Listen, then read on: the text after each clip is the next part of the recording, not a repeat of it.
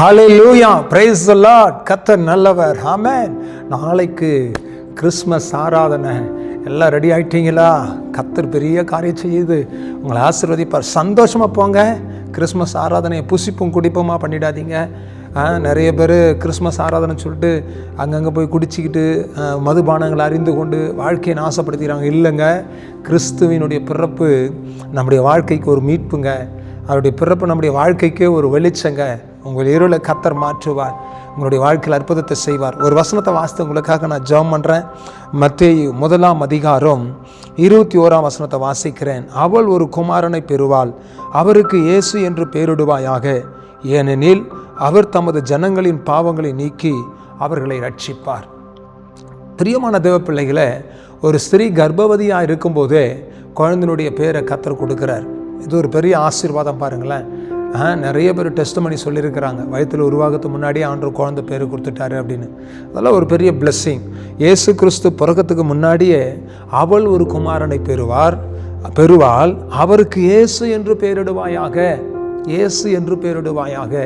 இயேசு கிறிஸ்து அந்த இயேசுன்ற நாமத்தை சொன்னாலே எத்தனை மகிழ்ச்சி, எத்தனை விடுதலை, எத்தனை சந்தோஷம், எத்தனை ஒரு ஆறுதல், எத்தனை ஒரு அற்புதம். தேவனுடைய பிள்ளைகளை, இயேசு கிறிஸ்துவின் நாமம் எல்லா நாமத்திற்கும் மேலான ஒரு நாமம்.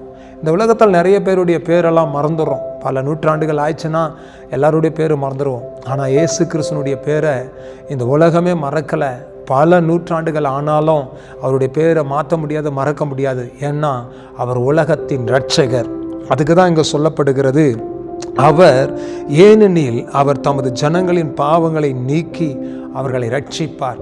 பாவத்தை நீக்குவதற்கு இந்த உலகத்தில் யாருக்குமே அதிகாரம் இல்லை, இயேசு கிறிஸ்துவுக்கு மட்டும்தான் அதிகாரம் உண்டு. அதுக்கு தான் வசனம் சொல்லுகிறது, இயேசு கிறிஸ்துவின் ரத்தம் சகல பாவங்களை நீக்கி நம்மை சுத்திகரிக்கும். அதனால தான் கல்வாரி சிலுவையில் ரத்தத்தை சிந்தி அவருடைய ரத்தத்தினால நம்முடைய பாவத்தை கழுவி சுத்திகரித்தார். பாவமில்லாத ஒரு வாழ்க்கை வாழ, பரிசுத்தமான ஒரு வாழ்க்கை வாழ அவர் நமக்கு ஒரு ரட்சிப்பின் ஆசீர்வாதம். பாவத்திலிருந்து விடுதலை தாங்க ரட்சிப்பு. இந்த உலகத்தின் சாபத்திலிருந்து விடுதலை தாங்க ரட்சிப்பு. அந்த ரட்சிப்பு கொடுப்பதற்காக தான் இயேசு கிறிஸ்து சிலுவையில் தன்னையே பலியாய் கொடுத்தார்.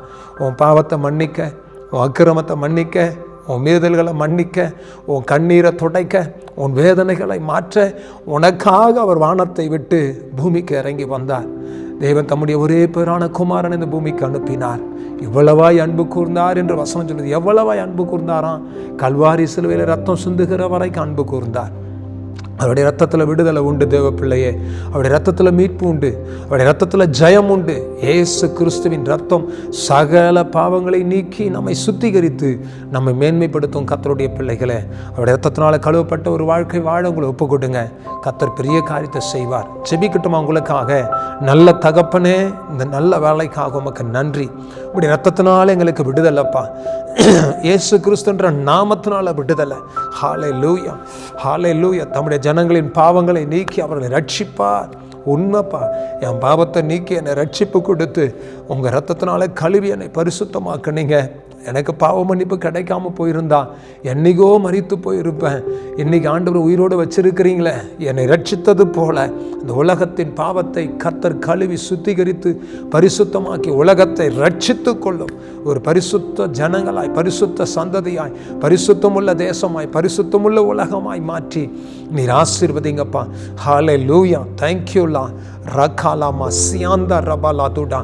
ஹல்லேலூயா. அந்த மகனுடைய அக்கிரமம், அந்த மகளுடைய பாவம், இந்த மகனுடைய பாவம், இந்த மகனுடைய எல்லா அக்கிரமத்தையும் கர்த்தர் கழுவி சுத்திகரித்து பரிசுத்தப்படுத்தி ஒரு ரட்சிப்பை கொடுத்து கர்த்தர் ஆசீர்வதிக்கும்படி ஜெபிக்கிறோம். அந்த கரத்தில் ஒப்பு கொடுக்கிறோம். அற்புதம் நடக்கட்டும். இயேசு கிறிஸ்துவின் நாமத்தினால ஜெபிக்கிறோம் நல்ல பிதாவே. ஆமேன், ஆமேன், ஆமேன். God bless you. உங்கள் பாவத்தை மன்னித்து கர்த்தர் உங்களை மீட்டுக் கொள்வார். ஆமேன், ஆமேன்.